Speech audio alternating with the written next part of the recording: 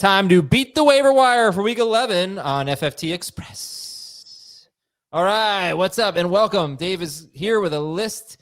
He's taking names and beating waiver wires. He's got players that you should go get now before it's too late. Only two teams on a bye, Colts and Saints next week. What's up, Dave? How we doing? I'm all out of bubble gum. The big stash and an emphasis on stash. This is not a player that we're going to talk about as somebody that you can add off the waiver wire and start right away. This is strictly a stash for week 10 to see what happens moving forward. Sean Tucker, running back, Tampa Bay Buccaneers. Better efficiency than Rachaad White for 3 straight weeks. Had a goal line touchdown in week 8. It was not even close to being in garbage time. Had nearly as many carries in week 8 as Rachaad White, and he did better with them. Again, I'm just looking to stash to see what happens here. We know that Bucky Irving with his foot and his shoulder could be out a while. It's discouraging that he wasn't practicing coming out of the bye. This is a running back, and we're desperate for running backs, Adam. This is a running back that I'm putting on my bench just to see what happens this week. If he ends up being pretty good, maybe he ends up being a factor for us moving forward. All right. First thing you should do after doing that when you're trying to beat the waiver wire is look at which teams are playing Cincinnati and Dallas. And that's always gives us, not even joking, right? But you can throw the Jets on there too. Probably, yeah. Pittsburgh's facing Cincinnati, and Dallas is at Las Vegas on Monday night, and the Jets have New England on Thursday. So that gives you Aaron Rodgers if you want to go pick them up. Geno Smith is a possibility here. Maybe Trey Tucker. If you're watching this before the Thursday night game, both those players would make sense. Sure. Right. Good point. Okay. So anyway, who else? Should we go to quarterback? I'll go to any position you want, bud. Quarterback is good with me. You're trying to replace Jaden Daniels. How about these guys with tough matchups in week 11? Baker Mayfield, Justin Fields, Sam Darnold, Jared Goff, Bo Nix. So maybe look for that second quarterback. You mentioned Aaron Rodgers. He would be on the list. Joe Flacco going up against Pittsburgh. We know what he did to the Steelers when they faced off a few weeks ago, but they're rostered in too many leagues. So let's pivot to Jacoby Brissett, the new starting quarterback of the Arizona Cardinals, 70% available. Don't want to start him this week against Seattle, but man, if he beats up the Seahawks after he's beat up 3 other opponents now, you're going to love him against San Francisco, who coming into this week has allowed at least 23.6 fantasy points to 4 of the last 5 quarterbacks that they've faced. If you can't get your hands on Brissett, then you're looking at J.J. McCarthy, you're looking at Michael Penix, you're looking at Marcus Mariota, but really the prize at quarterback would be Brissett. All right. I like McCarthy against Chicago too. Mm-hmm. But, all right, some possibilities there. Running back. And we already talked about the stash of Sean Tucker. We'll talk about some other running backs you could stash. But if you're just in a major desperation spot for week 10 and maybe week 11, Devin Singletary is at the top of the list. I know it's gross. 10 touches in week 9. Can he build off of that? Is he the Giants starter the rest of the season? Maybe you speculate on that. Again, beggars can't be choosers at this point in the year. Imari Demercado would be next up. He had 15 touches in week 9, and he looked pretty good, but we know Trey Benson's eventually coming back, and he's at Seattle this week against the 49ers next week. Terrell Jennings would be next up, but he's in that same boat as Demercado, or Ramondre Stevenson will eventually come back, and when he does, that's going to hurt Terrell Jennings.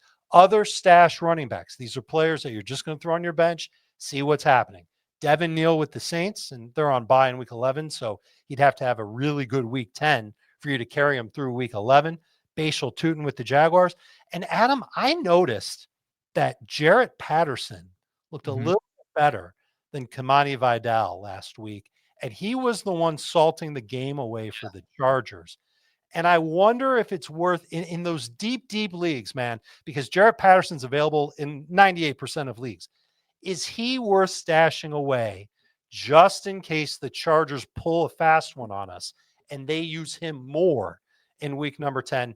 It's something that you could at least consider, but I do like Sean Tucker better than those guys. And a friendly reminder, if I may, this is the time of year to get the backup to your best running backs, assuming that the backup is like at least 70% as good as the starter. It's good to have Brian Robinson Jr. if you've got Christian McCaffrey.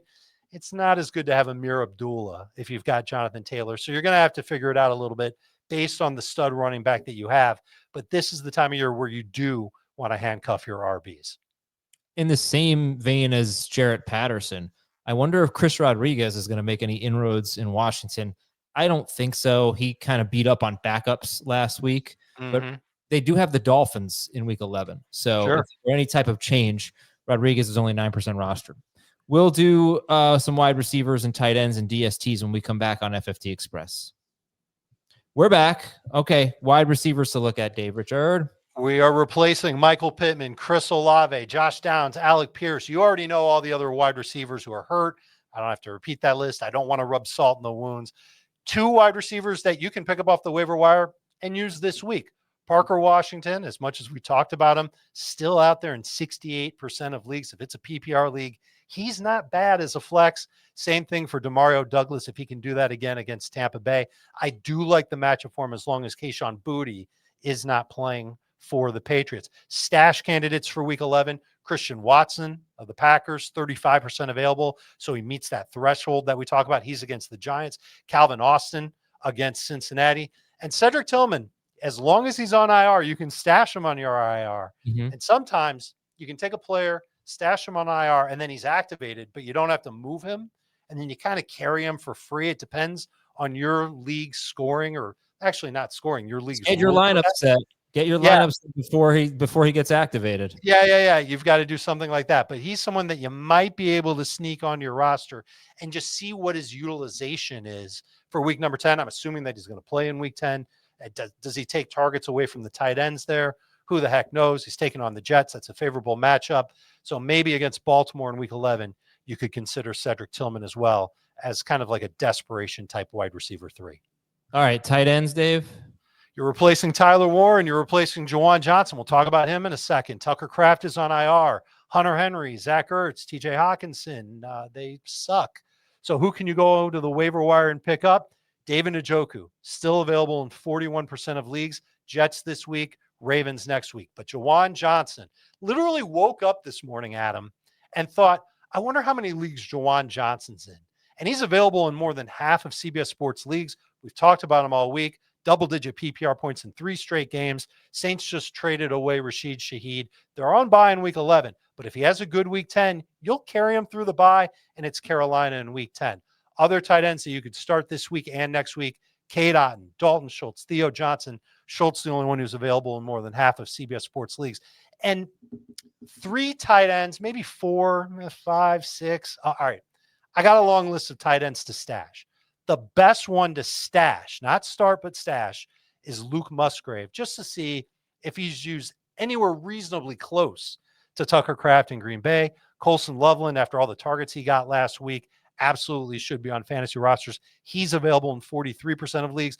And going back to that matchup between the Steelers and the Bengals, Pat Freiermuth, double-digit half PPR points to 8 tight ends this year by Cincinnati. Freiermuth's had 4 more targets in 3 straight, including 6 targets, 5 catches, 111 yards, 2 touchdowns against Cincinnati in week number 7. You could do worse than stashing Freiermuth on your team, but Musgrave, Loveland would be ahead of him. We're going to close it out with some DSTs. So the one that I don't love a lot of the DSTs unless the Ravens are out there, but they're widely rostered. Same thing with the Chargers.